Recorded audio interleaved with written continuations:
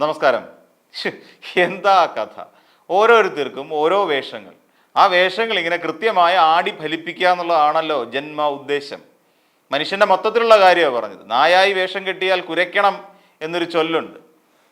അങ്ങനെ അങ്ങനെ വരുമ്പോൾ നമ്മൾ അതുവരെ എതിർത്ത പലതിനെയും ചിലപ്പോൾ സാന്ദർഭികമായി ചിലപ്പോൾ അതിനോട് യോജിച്ചു പോകേണ്ട ഒരു അവസ്ഥയൊക്കെ വരും. നമ്മൾ അങ്ങനെ ഒരു അവസ്ഥയിലായിപ്പോയില്ലേ?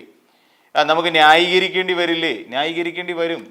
ഇപ്പോൾ നാട്ടിലെ കമ്മ്യൂണിസ്റ്റുകാരുടെ കാര്യമല്ല പറയുന്നത്, അല്ലെങ്കിൽ കോൺഗ്രസ്സുകാരുടെ കാര്യമല്ല പറയുന്നത്, അല്ലെങ്കിൽ ബി ജെ പിക്കാരുടെ കാര്യമല്ല, ബി ജെ പിക്കാരുടെ കാര്യമാണ് പറയുന്നത്. ബി ജെ പി ആയതുകൊണ്ട് ചിലപ്പോൾ പല ഭാഗങ്ങളിൽ നമുക്ക് ന്യായീകരിക്കേണ്ടി വരും. എന്നാൽ ഇങ്ങനെയൊക്കെ ന്യായീകരിച്ച് കളയുമോ എന്നുള്ളതാണ് നമ്മുടെ ഏറ്റവും വലിയ സംശയം. വർഗശത്രുവായ ഒരാളെ മുന്നിൽ പിടിച്ചുകൊണ്ടിരുത്തിയാൽ ഞാനിപ്പോൾ അദ്ദേഹത്തെ ചുട്ടുകൊല്ലുമെന്ന് പറയത്തക്ക കരുത്തുണ്ടായിരുന്ന, ദേഷ്യമുണ്ടായിരുന്ന ഒരാളെക്കുറിച്ച് ചിലർ നല്ലത് പറഞ്ഞാൽ, അത്രയ്ക്ക് ശത്രുത ഉണ്ടായിരുന്ന ഒരാളെക്കുറിച്ച് നല്ലത് പറഞ്ഞാൽ നമുക്ക് ചിരിക്കാതിരിക്കാൻ കഴിയില്ല. ചിരിച്ചേ പറ്റൂ. അത് മറ്റാരുടെയും കാര്യമല്ല, നമ്മുടെ അഭിനവ ജാൻസി റാണി എന്ന് എല്ലാവരും ബി ജെ പിക്കാർ ഒളിഞ്ഞും തെളിഞ്ഞും ഒക്കെ വിളിക്കുന്ന നമ്മുടെ ശോഭാ സുരേന്ദ്രൻ്റെ കാര്യമാണ് പറയുന്നത്. ഇതുപോലൊരു തങ്കപ്പെട്ട മനുഷ്യൻ കെ സുരേന്ദ്രനെ പോലെ ഇല്ലത്രേ. മനസ്സിലായില്ലേ? അതാണ് ശോഭാ സുരേന്ദ്രൻ ഇപ്പോൾ പറയുന്നത്. കുറച്ചു നാളിന് മുമ്പ് ഇതൊന്നും അല്ലല്ലോ ശോഭേച്ചിയെ നിങ്ങൾ പറഞ്ഞതെന്ന് ചില ബി ജെ പിക്കാരെങ്കിലും ചോദിക്കും.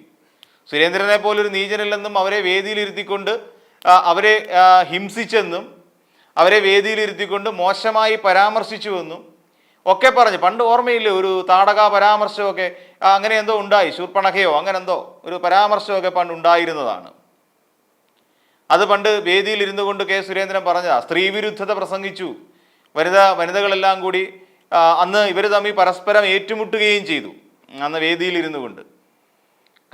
അവർക്ക് ഈ പരാമർശം താടകയെ പോലെ എന്നൊക്കെ പറഞ്ഞിട്ട് സുരേന്ദ്രൻ പരാമർശിക്കുകയുണ്ടായി. അപ്പോൾ അതിനെതിരെ ശോഭാ സുരേന്ദ്രൻ അടക്കമുള്ള വനിതാ നേതാക്കൾ അവിടെ ഇരുന്നു കൊണ്ട് തന്നെ ആ വേദിയിലിരുത്തി സുരേന്ദ്രൻ ഇരിക്കുന്ന വേദിയിൽ തന്നെ പലതും പറയുകയും ചെയ്തിട്ടുണ്ട്. ഇവർ തമ്മിലുള്ള ആശയ സംഘടനകൾ ശത്രുതയിലേക്ക് വരെ നീങ്ങി എന്നുള്ള കാര്യം നമ്മൾ മലയാളികൾക്ക് ഏറെക്കുറെ അറിയാവുന്ന കാര്യമാണ്. ഇപ്പോൾ ശോഭാ സുരേന്ദ്രൻ പറയുന്നത് കെ സുരേന്ദ്രൻ മാറേണ്ട ആവശ്യമില്ല, ഹീസ് ഫിറ്റ് ഫോർ ദാറ്റ് എന്ന് വെച്ചാൽ അദ്ദേഹം ഈ നേതൃസ്ഥാനത്തിരിക്കാൻ അതിയോഗ്യനായ, വെറു യോഗ്യനല്ല, അതിയോഗ്യനായ ഒരു മനുഷ്യനാണ്.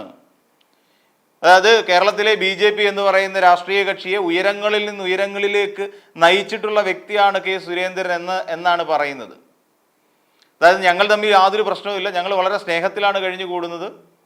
അദ്ദേഹത്തെ ഇപ്പോൾ നേതൃമാറ്റത്തിലൂടെ അദ്ദേഹത്തെ ഇപ്പോൾ ഉടനെ പുറത്താക്കേണ്ട യാതൊരു ആവശ്യവും കേരളത്തിലെ ബി ജെ പിയെ സംബന്ധിച്ചിടത്തോളം ഇല്ല. അദ്ദേഹത്തിൻ്റെ നേതൃപദവിയിൽ അല്ലെങ്കിൽ അദ്ദേഹത്തിൻ്റെ നേതൃത്വത്തിന് കീഴിൽ തങ്ങളെല്ലാവരും അതീവ സന്തുഷ്ടരാണ് എന്നുള്ളതിനെക്കുറിച്ചും ശോഭാ സുരേന്ദ്രൻ പറയുന്നു. കുറച്ചു നാളിന് മുമ്പ് ഇതല്ലല്ലോ പറഞ്ഞത്.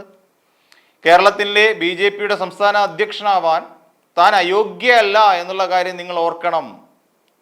ഇപ്പം ബി ജെ പിയിലുള്ള വിഭാഗീയത മുഴുവൻ ചില മാധ്യമങ്ങൾ സൃഷ്ടിക്കുന്നതാണ് എന്നാണ് ഇപ്പോൾ പറയുന്നത്. അതായത് ഇവിടുത്തെ തോൽവിയെയും ജയത്തെയും കുറിച്ച് പാർട്ടിക്കുള്ളിൽ ചർച്ച ചെയ്യും. ഞങ്ങൾക്കിടയിൽ ഇരുമ്പ് മറകളൊന്നുമില്ല, അതുകൊണ്ട് ഞങ്ങൾ ചർച്ച ചെയ്യും. തുറന്ന പുസ്തകം പോലെയാണ്. തോറ്റാലും ചർച്ച ചെയ്യും, ജയിച്ചാലും ചർച്ച ചെയ്യും. എവിടെയാണ് ജയിച്ചത് എന്നുള്ളൂടി പറഞ്ഞാൽ മാത്രമേ ഉള്ളൂ. ജയം പിന്നെ ഇപ്പോൾ സത്യത്തിൽ ജയം എന്ന് പറയുന്നത് എവിടെയാണ്? തൃശ്ശൂരിൽ ജയിച്ചതാണോ? അതിൻ്റെ സത്യാവസ്ഥയെക്കുറിച്ച് അന്വേഷണം നടക്കുന്നുണ്ട്. ഒരുമാതിരിപ്പെട്ട ജനങ്ങൾക്കറിയാം തൃശ്ശൂരിൽ സുരേഷ് ഗോപി എങ്ങനെ ജയിച്ചു എന്നുള്ളത്. അതൊരിക്കലും കെ സുരേന്ദ്രൻ്റെ നേട്ടമല്ല എന്നുള്ളത് നമുക്കറിയാം. അതങ്ങനെ കെ സുരേന്ദ്രൻ്റെ നേട്ടമായിരുന്നെങ്കിൽ കെ സുരേന്ദ്രൻ വയനാട്ടിൽ കെട്ടിവെച്ച കാശ് പോകാതിരിക്കാൻ മാത്രമുള്ള വോട്ടെങ്കിലും പിടിച്ചെടുക്കേണ്ടതായിരുന്നു. പാലക്കാട് ഉപതെരഞ്ഞെടുപ്പ് നടന്ന സമയത്ത് സി കൃഷ്ണകുമാറിനെ അവിടെ സ്ഥാനാർത്ഥിയാക്കിയ സമയത്ത് ശോഭാ സുരേന്ദ്രൻ എന്ന് പറയുന്ന ആൾ എവിടെയായിരുന്നു? അപ്പോൾ പറഞ്ഞെന്താണ്? ശോഭാ സുരേന്ദ്രനെ അനുകൂലിക്കുന്ന ഒരു വലിയ വിഭാഗം പറഞ്ഞെന്താണ്? അവിടേക്ക് വരുന്ന പണം അടിച്ചു മാറ്റാൻ വേണ്ടി സ്ഥാനാർത്ഥികളെ നിർത്തിയതാണ് എന്നുള്ള തരത്തിലല്ലേ പറഞ്ഞു പരത്തിയത്. ഈ പാർട്ടിയിൽ ഭിന്നതയില്ലെന്നും പാർട്ടിയിൽ വിഭാഗീയതയില്ലെന്നും നാഴികയ്ക്ക് 40 വട്ടം വിളിച്ചു പറയുമ്പോൾ എന്തുകൊണ്ടാണ് അന്ന് നടന്ന അദ്ദേഹത്തിൻ്റെ ശ്രീ കൃഷ്ണകുമാറിൻ്റെ റോഡ് ഷോയിൽ നിന്ന് ശോഭാ സുരേന്ദ്രനെ വിശ്വസിക്കുന്ന ഒരു വലിയ വിഭാഗം ആളുകളും മാറി നിന്നത്? അപ്പോൾ പാർട്ടിയിൽ വിഭാഗീയത ഇല്ല എന്നാണോ ശോഭാ സുരേന്ദ്രൻ അന്ന് വിചാരിച്ചിരുന്നത്? അന്ന് വിഭാഗീയത ഉള്ളത് കൊണ്ടാണല്ലോ തീർച്ചയായും ശോഭാ സുരേന്ദ്രൻ അതിൽ പങ്കെടുക്കാതിരുന്നത്. എന്നിട്ട് ഏറ്റവും ഒടുവിൽ തിരൂർ സതീഷ് എന്ന് പറയുന്ന ഒരാളെ കെട്ടിയിറക്കി അവിടെ ബി ജെ പി ഓഫീസിൽ, തൃശ്ശൂരിലെ ബി ജെ പി ഓഫീസിലേക്ക് പെട്ടിയോട്ടയ്ക്കകത്ത് ചാക്ക് കണക്കിന് പണം കൊണ്ടുവന്നു എന്ന് പറയിപ്പിച്ചതും ആരാണ്? ഒടുവിൽ മലക്കം പറഞ്ഞു ശോഭാ സുരേന്ദ്രൻ. അത് വേറൊരു കാര്യം. എല്ലാം ഒടുവിൽ ചില മാധ്യമങ്ങളുടെ സൃഷ്ടിയാണ് എന്ന് പറഞ്ഞ് തടി തപ്പാൻ ശോഭാ സുരേന്ദ്രന് കഴിഞ്ഞു എന്നുള്ളതാണ്. ഒടുവിൽ മറ്റെല്ലാ മാധ്യമങ്ങളും വാർത്ത കൊടുത്താണ് അനുനയ ചർച്ചയ്ക്ക് അനുനയിപ്പിച്ചുകൊണ്ടാണ് ഒടുവിൽ പാലക്കാടേക്ക് ശോഭാ സുരേന്ദ്രനെ എത്തിച്ചത് എന്നൊരു വാർത്ത വന്നിരുന്നു. ആ അനുനയം ഏത് രീതിയിലായിരുന്നു എന്നുള്ളതാണ് നമ്മൾ മനസ്സിലാക്കേണ്ടിയിരിക്കുന്നത്. ഇപ്പം കെ സുരേന്ദ്രൻ, ഇതുവരെ ശത്രുവായിരുന്ന കെ സുരേന്ദ്രൻ ഇപ്പോൾ നല്ല പിള്ളയായപ്പോൾ ഏത് തരത്തിലുള്ള അനുനയ ചർച്ചകളാണ് ബി ജെ പിക്കുള്ളിൽ നടന്നത്, അല്ലെങ്കിൽ കെ സുരേന്ദ്രൻ്റെ ഒരു ഗ്രൂപ്പും ബി ജെ പിയുടെ ശോഭാ സുരേന്ദ്രനും തമ്മിലുള്ള ഒരു ഗ്രൂപ്പും തമ്മിലുള്ള അനുനയ ചർച്ചകൾ ഏത് വിധത്തിലുള്ളതായിരുന്നു എന്നുള്ള സംശയമാണ് ഇപ്പോൾ ഉണ്ടാകുന്നത്. അത് മറ്റൊന്നും കൊണ്ടല്ല, അന്ന് സന്ദീപ് വാര്യർ കോൺഗ്രസിലേക്ക് ചേരുന്ന സമയത്ത് പറഞ്ഞ എന്താണെന്നറിയാമോ? ധർമ്മരാജൻ എന്ന് പറയുന്ന കുഴൽപ്പണ ഇടപാടുകാരൻ്റെ ഡയറിയിൽ പേരില്ലാത്തതാണ് തൻ്റെ അയോഗ്യത എന്ന് പറഞ്ഞിരുന്നു. അതോ നമുക്കെല്ലാവർക്കും ഓർമ്മയുണ്ടാവും. തൻ്റെ അയോഗ്യത അതുമാണ്. പാർട്ടിയിൽ ബി ജെ പിയിൽ തുടരുന്നതിൽ തൻ്റെ അയോഗ്യത എന്ന് പറഞ്ഞാൽ ധർമ്മരാജൻ്റെ ഡയറിയിൽ തൻ്റെ പേരില്ല എന്നുള്ളതാണ്. അപ്പോൾ ഈ കുഴൽപ്പണവുമായി ബന്ധപ്പെട്ട് കൃത്യമായി ഇടപാട് നടന്നിട്ടുണ്ട് എന്ന് സന്ദീപ് വാര്യർക്ക് നന്നായി അറിയാം, അല്ലേ? സന്ദീപ് വാര്യർക്ക് നന്നായി അറിയാവുന്ന കാര്യമാണ്. ഈ സന്ദീപ് വാര്യർ തന്നെ ഇപ്പോൾ ഇവിടുത്തെ പ്രഭാരി എന്ത് പറഞ്ഞു? ഇവിടെ പ്രഭാരി പറഞ്ഞ എന്താ? കെ സുരേന്ദ്രൻ തുടരട്ടെ, കെ സുരേന്ദ്രനോളം യോഗ്യതയുള്ള ഒരാൾ ഇന്ന് ബി ജെ പിയിൽ ഇല്ല കേരളത്തിൽ എന്നാണ് ഈ പറയുന്ന പ്രഭാരി പ്രകാശ് ജാവദേക്കർ പറഞ്ഞത്. അത് സത്യമാണ് എന്നാണ് ശോഭാ സുരേന്ദ്രൻ പറയുന്നത്. സന്ദീപ് വാര്യർ ഇടയ്ക്ക് പറഞ്ഞിരുന്നു, ഈ കെ സുരേന്ദ്രൻ ഈ പ്രഭാരിയുടെ ഫോൺ കോൾ വന്നാൽ പോലും അറ്റൻഡ് ചെയ്യാറില്ലത്രേ. ഫോൺ കോൾ പലപ്പോഴും അതെങ്ങനെ അറിഞ്ഞു എന്ന് ചോദിച്ചു കഴിഞ്ഞാൽ പലപ്പോഴും സുരേന്ദ്രൻ്റെ ഒപ്പം കാറിൽ ഒരുമിച്ച് യാത്ര ചെയ്യേണ്ടി വന്നിട്ടുണ്ട്.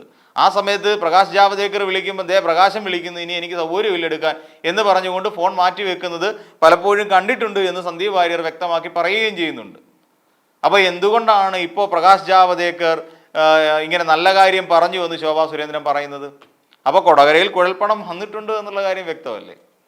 ആ കുഴൽപ്പണത്തിൻ്റെ പങ്ക് പറ്റി സി കെ ജാനു വളർന്നു കഴിഞ്ഞപ്പോൾ അവരെ തടയിടാൻ വേണ്ടി വേറൊരാൾ വന്നു എന്നുള്ള അർത്ഥം. അന്ന് വന്ന് 10 ലക്ഷം രൂപ സി കെ ജാനുവിന് കൊടുത്തിട്ട് പാർട്ടിയിൽ തിരികെ കയറ്റിയതിനെ കുറിച്ചുള്ള ചർച്ചകൾ അക്കാലത്ത് കൊടിപിടിച്ചുകൊണ്ടിരിക്കുകയായിരുന്നു അതൊക്കെ. അപ്പോൾ അന്ന് ഈ 10 ലക്ഷം രൂപ കൊടുക്കാൻ എവിടെ നിന്നായിരുന്നു എന്നുള്ള ചർച്ചകൾ വന്നിരുന്നു. അപ്പോൾ 10 ലക്ഷം രൂപ സി കെ ജാനുവിന് കൊടുത്തിട്ടുണ്ട് എങ്കിൽ ശോഭാ സുരേന്ദ്രൻ ഇപ്പോൾ നല്ലത് പറയുന്നെങ്കിൽ, ഇല്ല ഞാനൊന്നും പറയുന്നില്ല, ജനങ്ങൾ തീരുമാനിക്കട്ടെ. ഇതുവരെ ശത്രുവായിരുന്ന ഒരാളെ മിത്രമായി കൂടെ കൂട്ടുമ്പോൾ അതിൻ്റെ പിന്നിൽ എന്തായിരിക്കും കാര്യം? സീറ്റൊന്നും വാഗ്ദാനം ചെയ്യാൻ അടുത്ത സമയത്തൊന്നും തെരഞ്ഞെടുപ്പില്ല. അല്ലെങ്കിൽ പാർട്ടിയിൽ ഇനിയിപ്പോൾ കെ സുരേന്ദ്രൻ ഇരിക്കുന്ന സമയത്ത് 2 സംസ്ഥാന അധ്യക്ഷന്മാരെ നിലനിർത്താം എന്നുള്ള തീരുമാനവും പാർട്ടി ദേശീയ നേതൃത്വം എടുക്കാനുള്ള സാധ്യതയുമില്ല. പിന്നെ ഉടനെയെങ്കിലും അല്ലെങ്കിൽ ഒരു ജനറൽ സെക്രട്ടറി എന്നുള്ള സ്ഥാനത്തേക്കും ശോഭാ സുരേന്ദ്രനെ പരിഗണിക്കാൻ സാധ്യതയില്ല. ഇനി അഥവാ കെ സുരേന്ദ്രൻ ഇടപെട്ടുകൊണ്ട് ശോഭാ സുരേന്ദ്രനെ രാജ്യസഭ എം പി ആക്കി വാഴിക്കാനുള്ള നീക്കം എവിടെയെങ്കിലും നടക്കുന്നുണ്ടോ എന്ന് ചോദിച്ചാൽ അതിനെക്കുറിച്ചും വ്യക്തതയില്ല. ഇനി അതല്ല, അതുവഴി ഇനി ഒരു കേന്ദ്രമന്ത്രി സ്ഥാനത്തേക്ക് ശോഭാ സുരേന്ദ്രനെ കെ സുരേന്ദ്രൻ എത്തിക്കുമെന്ന് കരുതാനും വയ്യ. അപ്പോൾ പിന്നെ ശോഭാ സുരേന്ദ്രൻ ഇപ്പോൾ ഈ മലക്കം മറിച്ചിലിൻ്റെ പിന്നിൽ എന്താണുള്ളത്? എന്നാൽ പാർട്ടിയിൽ വിഭാഗീയതയുണ്ടോ എന്ന് മാധ്യമപ്രവർത്തകർ ചോദിക്കുമ്പോൾ അതിനും ശോഭാ സുരേന്ദ്രൻ്റെ കയ്യിൽ വ്യക്തമായ ഒരു ഉത്തരമില്ല. അപ്പോൾ ഇങ്ങനെ നിരവധി കാരണങ്ങൾ അന്വേഷിച്ച് നോക്കുമ്പോഴും ശോഭാ സുരേന്ദ്രൻ ഇപ്പം മാറ്റി പറയേണ്ട സാഹചര്യം നിലവിൽ ഇല്ല. അതല്ലെങ്കിൽ കേന്ദ്ര നേതൃത്വം പറഞ്ഞിട്ടുണ്ട് ശോഭാ സുരേന്ദ്രന് കേന്ദ്രത്തിൽ വലിയ പിടിപാടാണ് എന്ന്. ശോഭാ സുരേന്ദ്രൻ തന്നെ നാഴികയ്ക്ക് 40 വട്ടം പറഞ്ഞിട്ടുണ്ട്. ഞാൻ പറഞ്ഞാൽ അവിടുന്ന് ഇ ഡി ഇൻകം ടാക്സും കൂടെ ഇവിടെ കേരളം മുഴുവൻ ഉഴുതുമറിച്ചിട്ട് പോകും എന്ന് വീമ്പിളക്കിയിട്ടുണ്ട് ശോഭാ സുരേന്ദ്രൻ. പക്ഷെ അതൊന്നും നടന്നിട്ടില്ല എന്നുള്ളത് വാസ്തവമാണ്. കെ സി വേണുഗോപാലിനെതിരെ കരിമണൽ കർത്തയൊക്കെ ഉയർത്തിപ്പിടിച്ച് അനാവശ്യ ആരോപണങ്ങൾ ഉന്നയിച്ച സമയത്തും കെ സി വേണുഗോപാൽ പറഞ്ഞിട്ടുണ്ട് നിങ്ങൾ ധൈര്യം ഉണ്ടേ അന്വേഷിപ്പിക്കാൻ. എന്നിട്ട് അന്വേഷിപ്പിച്ചില്ല. പിന്നെയാണ് അപ്പം അതൊന്നും അല്ല കാര്യങ്ങൾ. അപ്പോൾ ഇതിൻ്റെ പിന്നിൽ വേറെ എന്തൊക്കെയോ നടന്നിട്ടുണ്ട് എന്നുള്ളത് സുവ്യക്തമാണ്.